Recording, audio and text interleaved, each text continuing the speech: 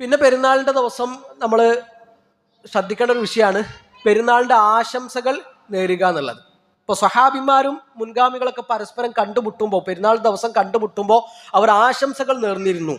ആശംസ നേരാൻ അവർ ഉപയോഗിച്ചിരുന്ന വാക്ക് തഖബ്ബൽ അല്ലാഹു മിന്നാ വമിൻകും എന്നാണ്. തഖബ്ബൽ അല്ലാഹു മിന്നാ വമിൻകും, അള്ളാഹു ഞങ്ങളിൽ നിന്നും നിങ്ങളിൽ നിന്നും സ്വീകരിക്കട്ടെ. ഏറ്റവും നല്ല ആശംസ എന്ന് പറഞ്ഞാൽ പ്രാർത്ഥനയാണ്. അതാണ് സ്വഹാബിമാരും താബികളും ഉപയോഗിച്ചിരുന്നത്.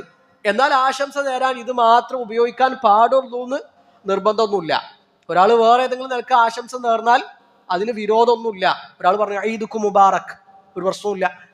ഈദ് മുബാറക് എന്നൊരാൾ ആശംസ നേരാണ്, അത് പറ്റൂല. തഖബ്ബൽ അല്ലാഹു മിന്നാ വമിൻകും എന്ന് മാത്രമേ പറയാൻ പറ്റുള്ളൂ. അങ്ങനെ ഒന്നുമില്ല. അവിടെ ഒരു കുടുസത ഉണ്ടാക്കാൻ പാടില്ല. അതുപോലെ തന്നെ പെരുന്നാളിൻ്റെ ദിവസം പല നിലക്ക് ആളുകളെ അഭിമുഖീകരിക്കുന്നവരുണ്ടാകും. ഇപ്പോൾ ചില ആൾക്കാർ കെട്ടിപ്പിടിക്കും, ആലിംഗനം ചെയ്യും, ചില ആൾക്കാർ ഷെയ്ക്കാൻ കൊടുക്കും, ഒക്കെ പറ്റും.